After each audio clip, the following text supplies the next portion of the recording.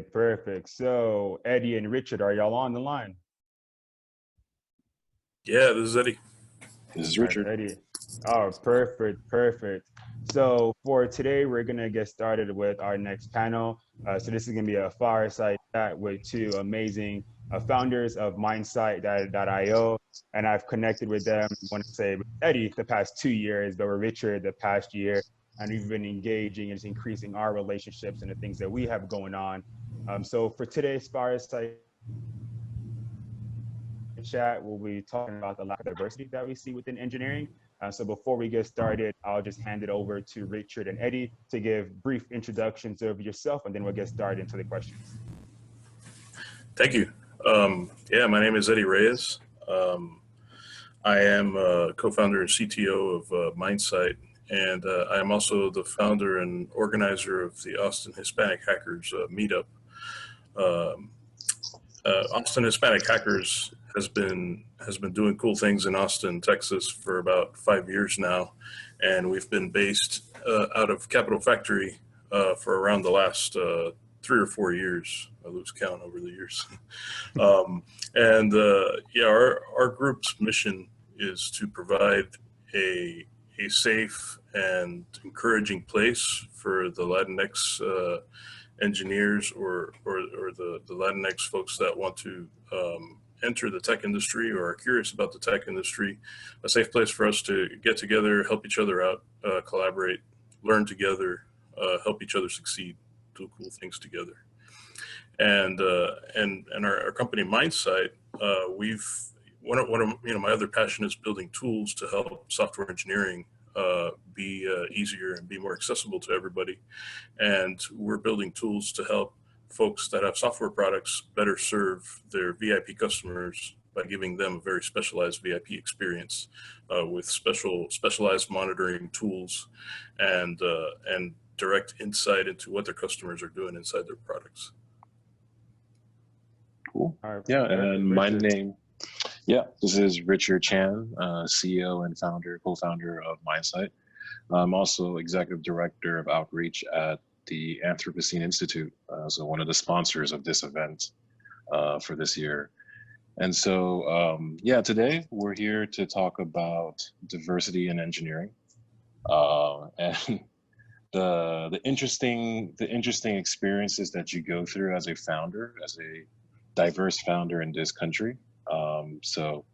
Hopefully we can share some of our stories, some of our successes and failures today, so that others can learn from it in our discussion. Definitely. So we're going to go ahead and get started with an overview. Just, doesn't have to be both of you, whoever feels comfortable. Just kind of share, how did Mindsight get started? Kind of know, where were y'all and where y'all are today? Sure. I'll start with I'll start this one off. I worked as a federal prosecutor for 13 years in Washington, D.C. And when President Obama's time was up, it was like, oh, no matter what the particular administration, whoever wins, I'm going to have to move jobs. And so I've decided that I've done my time in government, and I went on to move to California.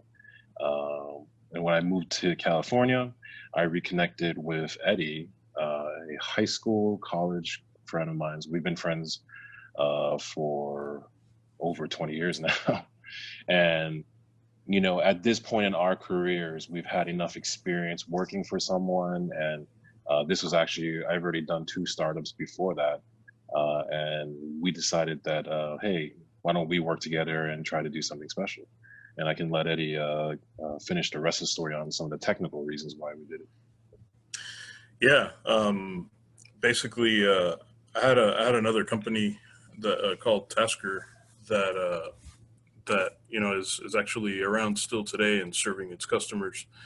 And I wanted to do something like Tasker, but take it to the next level and do it with a good friend of mine. So the next level to that was, how do you make sure that software is of high quality, and how Tasker helped their customers deploy software easily, and you could deploy software and that's great, but how do you make sure that it all works correctly? And that's a pretty hard problem. And our products basically give you insights into what your software is doing, to help you come up with those, with those key things that you have to know to fix and to help your customers be better. So we've gone through several iterations of, building attacking the problem from different angles until we've settled at this angle, where we can get a lot of very important quality telemetry of what your software is doing in the cloud to help customer service people who are at the front lines of, helping customers actually use products. My background is I've been building software tools in some capacity for a long time, about 2 decades. Started out doing operating system development at IBM, and I studied program correctness and formal proofs of programs at grad school. And this is my jam. I geek out on this stuff, and I'm always looking for the next thing to do in this space. Okay, so then on the topic of lack of diversity, specifically, for your company and what y'all are focusing on, how has a lack of diversity impacted the engineering industry, but also share your definition of diversity to begin with as well? Sure. I would say that we actually have, our company suffers from, we're too diverse. It's hard. It's actually for us, right? As an Asian American and who grew up in, South Florida, in a Latino community, and Eddie also grew up in South Florida.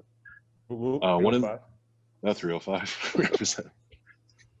One of the things that I've noticed is that, even our common language, right? Being from South Florida and growing up in a minority household, we speak a different language, just, colloquially, right? Even just for fun, what we think is fun is a little bit different than what I would say the majority of the people who make up the engineering space considers fun. The music we listen to is also different. Just it's just all these small little different things are different. They're not bad, but they do also tend to create a barrier to understanding one another, very easily. Moving here, first moving from Miami to Washington, D.C. Washington, D.C., we have a different type of speak there, right? It's Washington speak. We speak in acronyms, and we speak really more of in the policy style, policy talk. Out here in Silicon Valley, the way we speak here is now much more technical and even technically snobbish, right? If it's not built here in Silicon Valley, it's built in Austin, it's built somewhere else. We don't really recognize it out here. And so you tend to see that these different communities sort of build around either geography or culture or so forth. And so when I think about diversity in engineering, it's not just that, hey, we should all be of different race, colors, and gender to make up a workforce. We really do come from it from, hey, I do want to know your particular flavor, even of this type of engineering, right? Like different engineers also sort of separate from each other. And so diversity in engineering to me is being able to harness the creativity of different people. Everyone has a different problem solving approach. People have different motivations and different kinds of, humor and jokes, and trying to bring that together and establishing a common language that we can all respect each other in, but at the same time appreciate, the differences. The differences themselves actually create the most value from what I've seen from our own engineering team. Okay, Eddie, I'm gonna throw it off to you. Same question. Yeah, absolutely. And to echo off that, in order to harness all of that creativity, you have to really give everyone a fair shake, and that's harder than it sounds. To someone who, any person with friends, sees the people in their network first, right, before other people, and your network is empowering, but it also can be limiting when you need to find additional talent when you're building something really huge that it's bigger than just your network, and I think that is that's kind of one of the fundamental challenges. But diversity in a company is really giving everyone a fair shake and letting people of different perspectives enlighten you with things that you probably didn't think of. And there's incredible power and opportunity in that if you can harness it. Okay, so then how would you say this has impacted, the industry as a whole when we talk about lack of diversity in engineering or just lack of diversity in the tech industry for that matter? How do you think this has impacted people across the spectrum? Well, I think one of the things it has done is it has limited the impact and the market outreach of a lot of technology. When technology is designed, by a small group of people for a small group of people, that puts a ceiling on its value. Mm-hmm. There's even with the ceiling, you can see that it's already very valuable, but there's still a lot of room to grow, and I think that room to grow is having a company and a product that it could be designed, say, somewhere in Silicon Valley or Austin, Texas, but that has appeal, and that also takes into account the wants and needs of somebody, say, in West Africa, right? That's we're all people, but there's lots of cultural differences, and there's a lens that people in that place use to see the world versus the lens that we have here, and it's not all like 100% different, but there's small differences, and the lack of diversity, I think, has the potential to limit the outreach. It limits, just looking at it very objectively. It limits how much money you can make. It limits how many people you can reach, and having that power in your back pocket is something that can open up a lot of things for you. So then, just to dive deeper, then, so then, obviously, I have my own thoughts on this, but then, based on what you're seeing, especially with your travels back and forth from like West Coast and Austin and everywhere else that you go, do you see that this is just lack of exposure to the industry? It is just lack of education, lack of network. What do you see as the root cause as to some of the challenges that we're seeing? Sure. So one of the things that I've seen in engineering is the population tends to skew more introverted. Mm-hmm. So it's people tend to want to solve the problems that they can wrap their arms around, and when they can finish their jobs, or even as a company, right? What is the broadest products out there? The broadest products out there still cannot cover 100% of the total population. Mm-hmm. The only quote unquote company that ever deals with such a thing is a federal government. Yeah.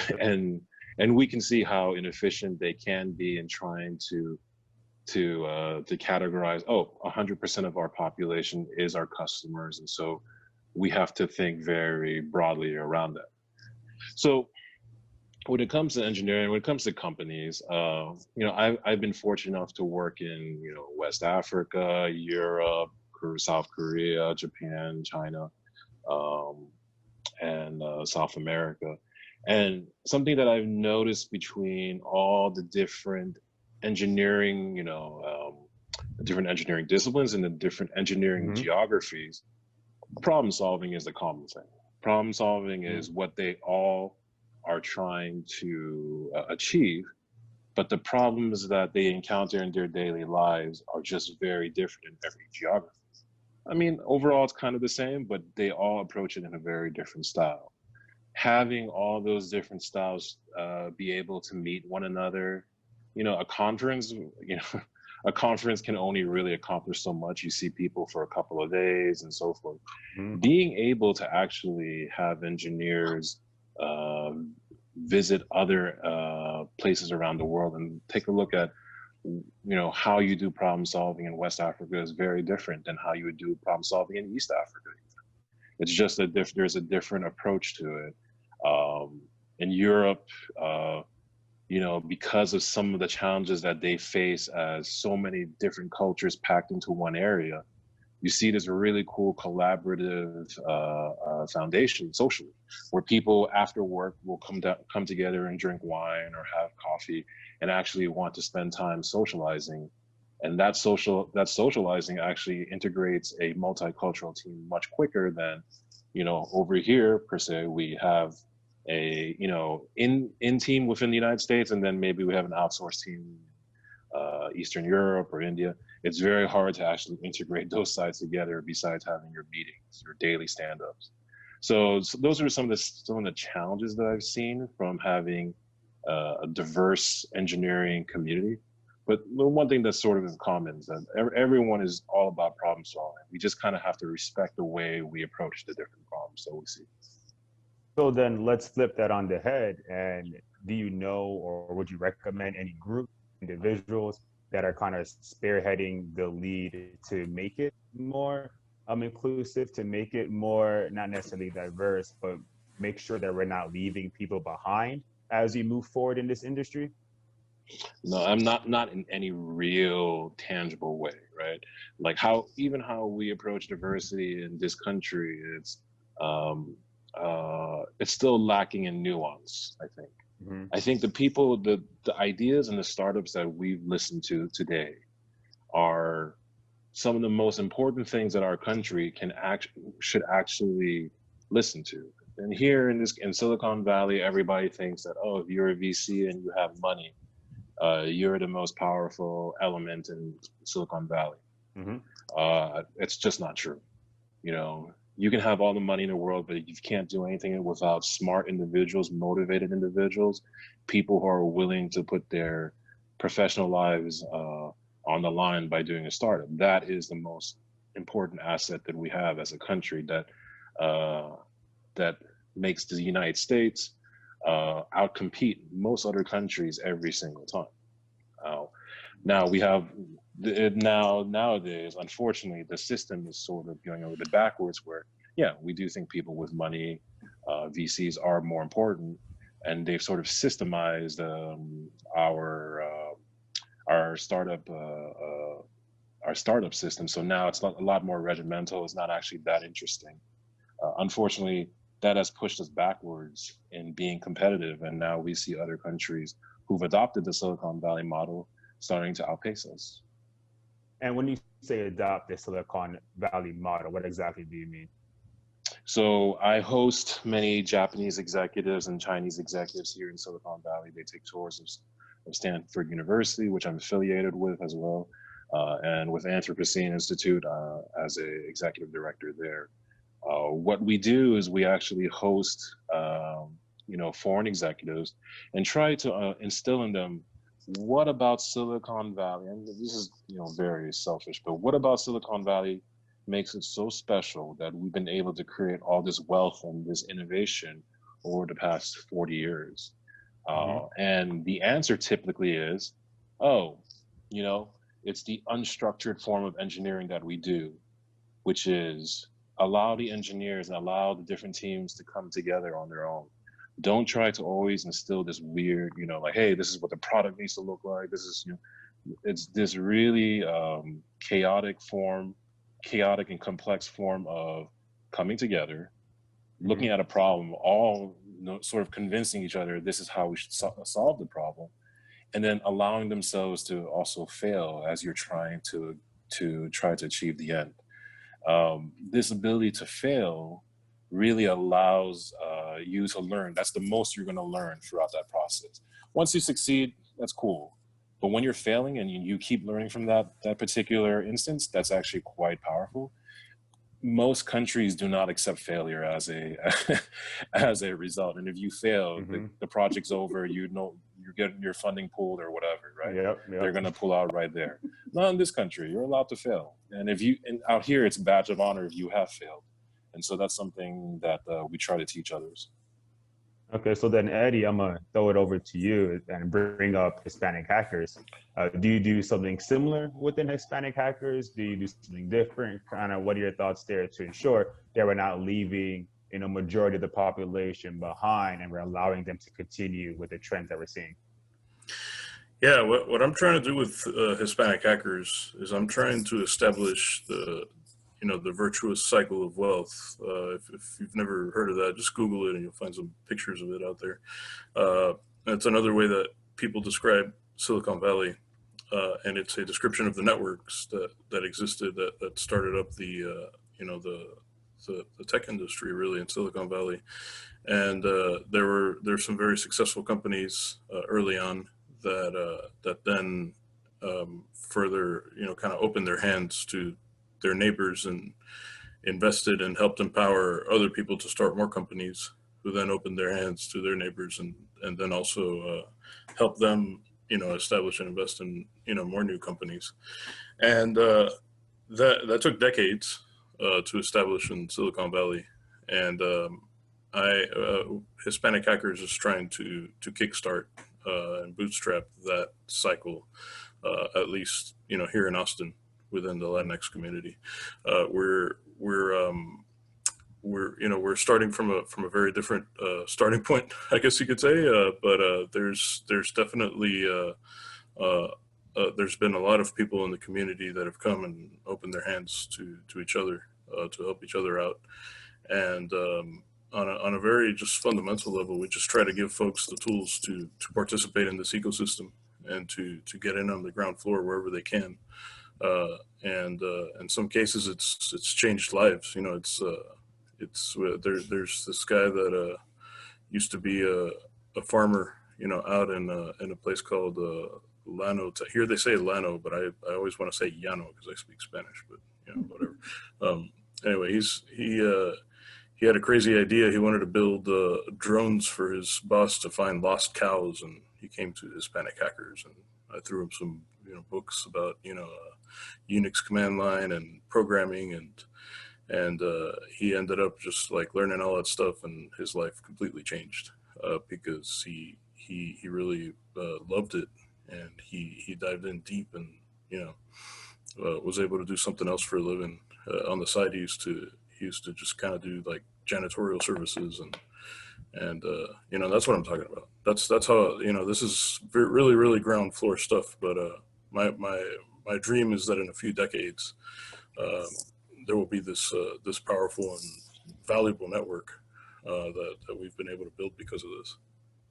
So then I have to ask, and I'm even thinking about the work that we do. But I want to ask then, do y'all believe that we are leveraging technology to our full potential to ensure that we are exposing people to the industry as much as possible? I think there's still new technology to invent so that we can use it to its full potential. This current COVID-19 crisis is showing, look at us, look what we're doing right now. All of a sudden, webinars are a hot item, like just overnight. It's not that they didn't exist before. It's just that I think a crisis like this, while it's terrible, it has there's learnings that you can take from it, and that there's this potentially untapped value of technology out there that exists and that is yet to be built to bring communities together, because we're all, maybe most of us are in Austin here in this call, but there's no reason why an event like this should be an Austin, Texas limited event, right? There's a lot of perspectives, a lot of people all over the place that could potentially share, and the physical proximity is no longer a barrier. So there's still a lot of stuff to invent. There's still a lot of creative ways to leverage what we have today. And I think, the book's kind of getting started written in that respect. Yeah, and I completely agree with that 100%. You and I talk about it, about how we are just so trapped in these silos, and these silos prevent us from really reaching the next level that we can reach, right?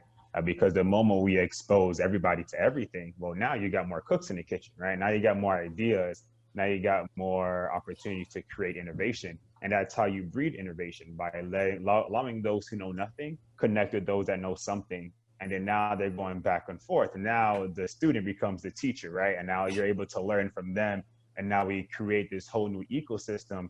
However, engineering, I'm gonna throw STEM out there, just STEM in general, is that it's very like just siloed off or fragmented, and now allowing the whole system, the whole country to look and say, hey, this is a countrywide industry, right? Like we don't have tech industry just in America, or tech industry in Europe, or tech industry over in Asia. Saying no, this is what the industry look like as a whole. How can we leverage one another, right?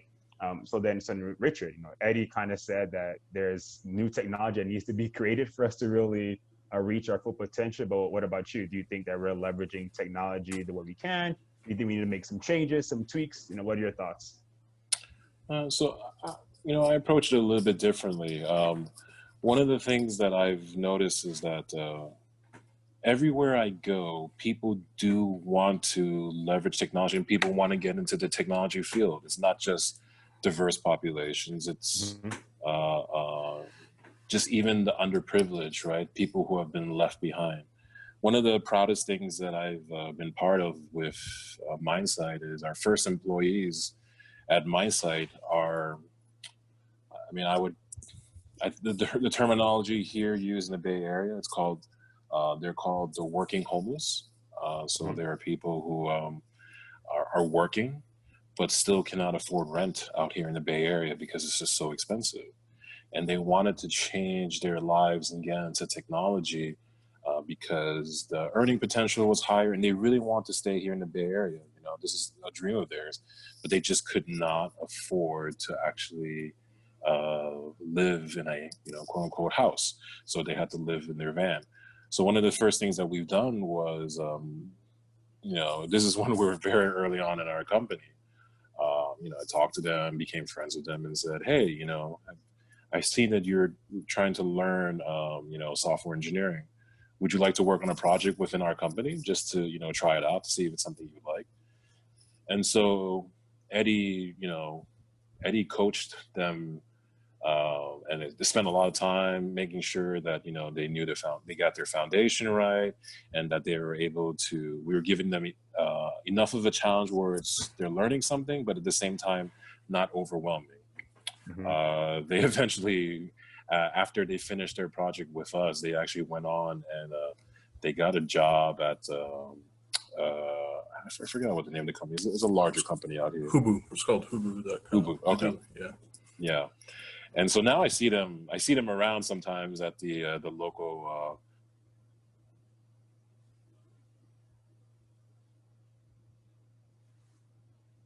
Oh, Richard, we can't hear you. Eddie, can you hear me? Oops. Hello. Oh, I can hear you now, Richard. Okay. So I was just going to say, it's very rewarding to see what technology did for them. It allowed them to have, they're now able to afford a place to live. They live out here. But having access to it really meant, hey, how do I get coached, and how do I level up fast enough so that I can actually use this technology and make a career out of it? Giving a person that opportunity it was one of the more rewarding things that we've done early on. And so it sort of taught me a lesson that having, just being able to access tools and software and so forth, like, okay, it's all out there. You can get it, download a PDF. Okay. But it's being able to have having someone to even mentor you in how to be successful in this field, how to actually utilize it in a way that is really seen as valuable throughout the industry, so that you can actually make a living out of it. That to me was important. That person, having that ability to mentor someone and be able to actually see them through so that they can be, in this case, financially more successful. Thank you for that. And then I did want to go to a question that we had. Was a statement, and I'm going to turn this statement into a question.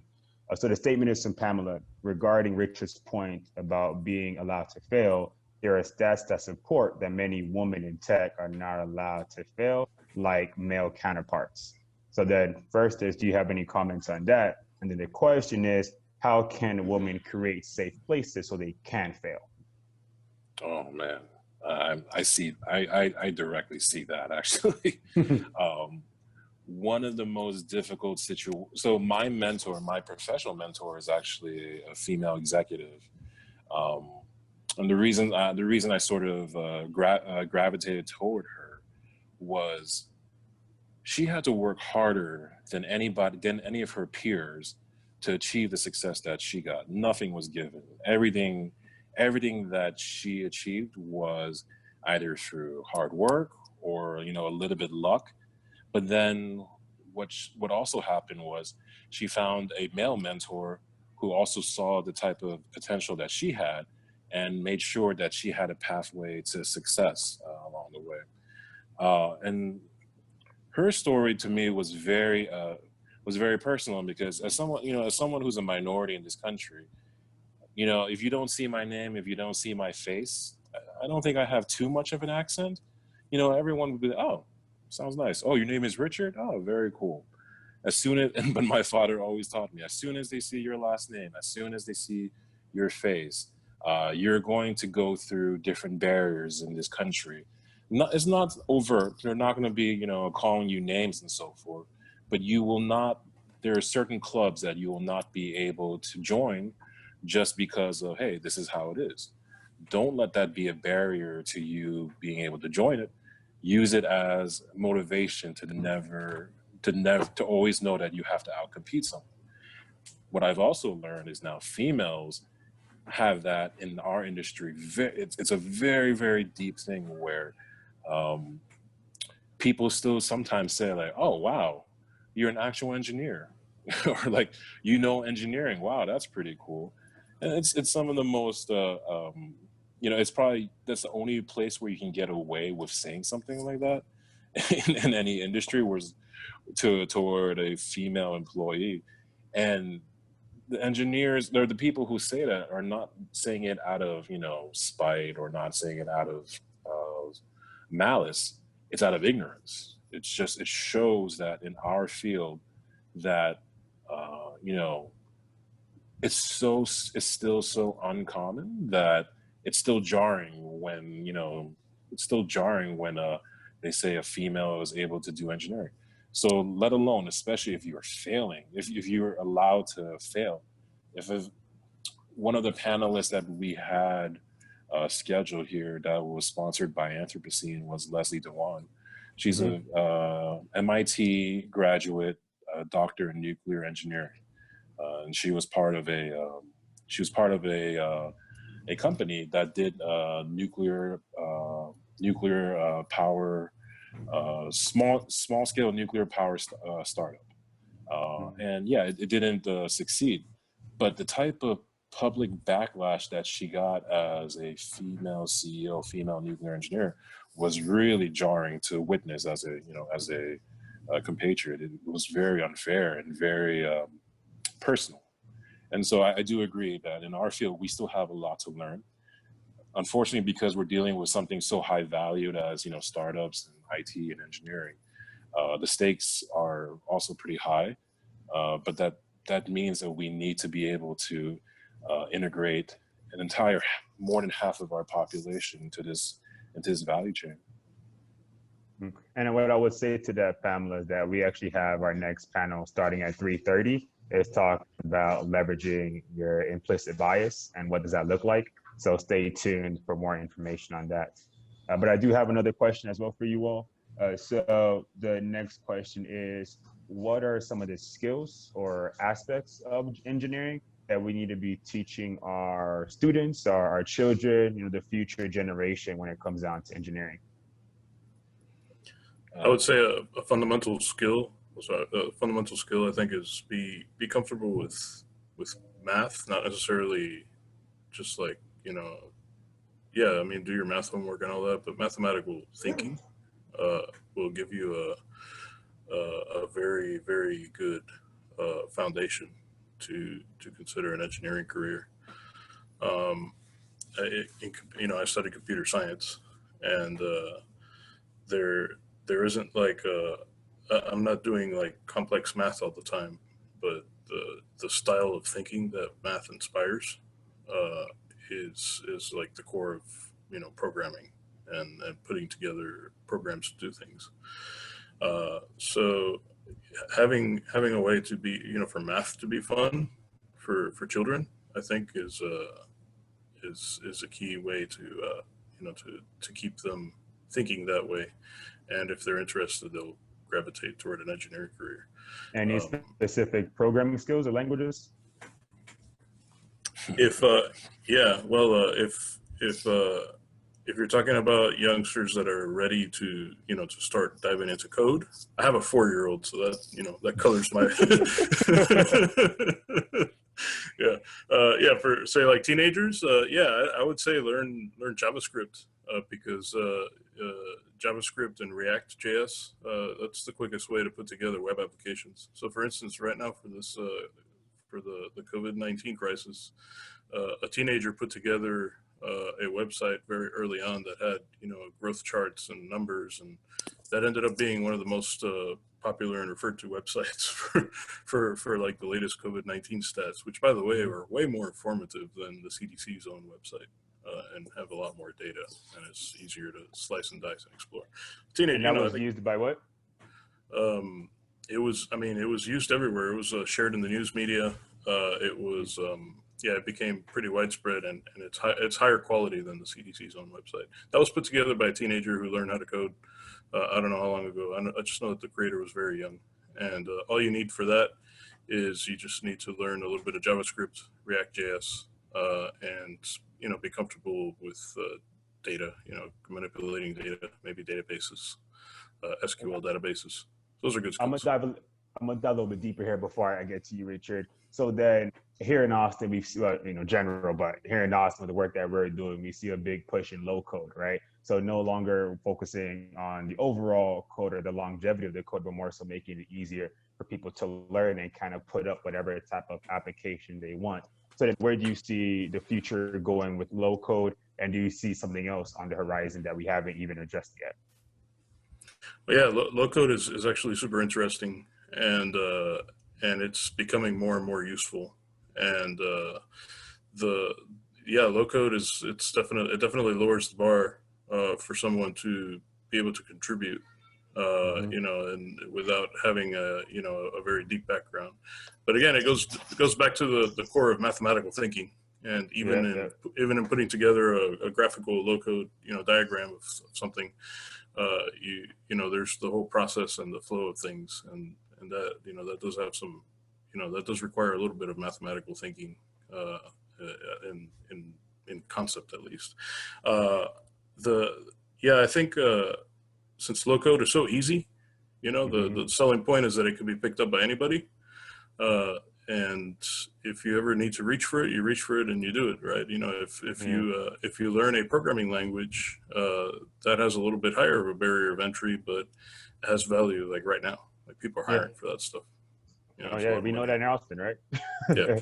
Yeah. So then, Richard, same question to you. Any additional programming languages or skills that students, teenagers, college students, professionals need to be focusing on? But then I'm also going to ask: are there also institutions, or are there also things that institutions can do to also help us? And that was a question by Samad on the panel from the attendees. Sure. I think societally, just a background, I'm an electrical engineer by trade. Since then, I've moved on to the dark side through law school and business school. But foundationally, there's this thing called numeracy that I think we don't feel very comfortable with, right? Very rarely do I hear people say, "Oh, I'm afraid of letters," but I do hear a lot of people say, "Oh, I'm not very good with numbers." And so this idea of being a society that values numeracy is pretty important. If you can say out loud, I'm not a very good person with numbers. It's not my thing. We've really lost the battle on being able to create a society that is even, can even think scientifically through things, right? If I do, with my niece and nephew, I don't expect them to become scientists per se, but I always want them to think scientifically about something. The reason being is like, if you can think scientifically through something, it's much harder to be tricked. It's much harder to, to really fall for news as unsubstantiated. You have a higher degree of like, wait a minute, what you're saying, I understand the words that are coming out of your mouth, but it doesn't make a lot of sense to me the way it's all put together, because it's, it's not substantiated. So I think being more numeric and thinking, being okay with like, hey, I've had a really bad time with math in grade school, and therefore that is some sort of some PTSD that has stayed with me, and I don't want to continue to be in any type of math. That's a huge issue, that we've really lost the battle. If we can't, we're really going to lose the war, because if we can't win this battle of just saying, hey, you should never say something where like you can be proud of, yeah, I'm not very good with numbers, right? To me, that's a sign that we should focus on our even just younger education of trying to rethink the way our society has a relationship with math. Yeah, no, that makes sense. And those that are listening, just to let you know, we have about 10 more minutes. So if you have any other questions, please submit them either in the chat or online. So then my next question, we're going to go back to you, Richard, is what can people do to get involved around diversity, equity, and inclusion in engineering or in the tech industry as a whole? So that's an interesting question. I look back in my history. So if people can see my face, I'm clearly an Asian American, but for some reason, for some reason, I was a secretary of NSBE, my local chapter of the National Society of Black Engineers. Okay. And I was the treasurer for the SHEP, for my Society of Hispanic Professional Engineers. Okay. I wouldn't say I'm fluent in Spanish, but I'm pretty good in Spanish. And none of these different diverse affiliations in engineering have ever excluded me for being part of those, society. For me, it was like, hey man, you need to join this, and you need to join the leadership. And I always wondered, why me? I'm like, I look at a different shade from everybody else here, but it didn't matter. It just meant that I felt part of the group. They recognized me as someone that they can confide in, and that they wanted me to be part of the group. And for me, it was like, oh, one of the things that I try to live by fundamentally is, hey, play well with others, right? Understand that people come from different places. They like different types of food, different types of music. Open your mind. Try to be part of it. And playing well with others is actually a really good rule for engineering, because most of the time you're not going to be engineering in isolation. You're going to be working with others. And your ability to be a chameleon, to not just, soak up other people's culture, but also let everyone else know what you're all about. You don't know how many people I've introduced to dim sum. It's a fascinating thing to see a group of Latinos try to use the chopsticks, and then they end up playing merengue music with the chopsticks on glasses. So it's a weird thing, like being able to be a minority who grew up in another minority majority area. But you learn very quickly that, man, the world's a beautiful place. Mm-hmm. Everybody, like I always say, if you can be as serious with your money as a Chinese person, but then be able to love and live like a Latino, and party like a Filipino, and have family as close, it's all these different, I guess we call them racial groups, have so much to offer to everybody. And it really does, being able to adapt and being able to enjoy all these different types of cultures is a great way of just sort of living your life and making a pretty important organization. It really says a lot if you can create a culture that's able to do all those different things and to have all those different facets. It's pretty rewarding. It's actually quite a nice ride. Yeah, and I like that you said that, because that's exactly what we do here in Austin through Autumn, right? So Autumn Austin Urban Technology Movement. And a lot of people say, what do y'all do? And it's like, we help the global majority get into the tech industry. Very simple. It's not just about tech jobs. It's not about allowing them to learn a specific skill, but more so doing whatever it's needed to get more Black, Brown, Hispanics, Latinx individuals within the tech space. And some people are going to want jobs. Some people are going to want to create their own company. Some people are going to create a product or a service, right? And it's about creating the foundation that's needed to get those individuals there. However, it's easier said than done when we live in these silos. We live within our community and don't want to reach to the other side to work with the Hispanic community or work with everybody within the Black community, right? We have our own challenges that are preventing us from really exposing everybody to this industry, which, like Eddie said, is nothing but opportunity. There is nothing but opportunity within the tech space. And if we don't allow more and more people to get into that opportunity or connect with more and more people, then we're going to leave a lot of the population behind. So I agree. And if no one has ever been part of an HBCU's homecoming, then you haven't really partied, right? Like, I say that because I've had the opportunity to work in diversity in the policy sense in Washington D.C. for just for a little bit with the State Department, being able to bring others into this country, but not just into our main educational system, even for our HBCUs, just to see so that they can understand the different aspects of educational system in this country. One thing that they've always remarked about the program is, man, this country is really like a rainbow. Like, you can just walk go from a few miles away, and then suddenly it's just a totally different culture, a totally different vibe, but it's still so, it's beautiful in a different way. That's a resource we are living in, right? And here in Silicon Valley, it is a little too homogeneous. So like, all right, it's the same flavor throughout the peninsula, but just look a little bit deeper, and then you can actually see the different flavors come out, and it's something that exists physically that we should try to actually get past that barrier. Yeah, I really got to give kudos to Miami, because all of us being from Miami, I see how that has impacted how we think and just move forward in other aspects of our lives. So just one last question and we'll wrap up here. Do y'all have any additional resources, links, books that you want to share with those that are listening to kind of allow them to get more into engineering, more into the tech industry, more around diversity, equity, inclusion? Anything you want to share? Well, if you're ever around in Austin, or soon to be anywhere around in the world, because I'm looking for virtual ways to host our group, check out the Austin Hispanic Hackers. Just search Google for Austin Hispanic Hackers.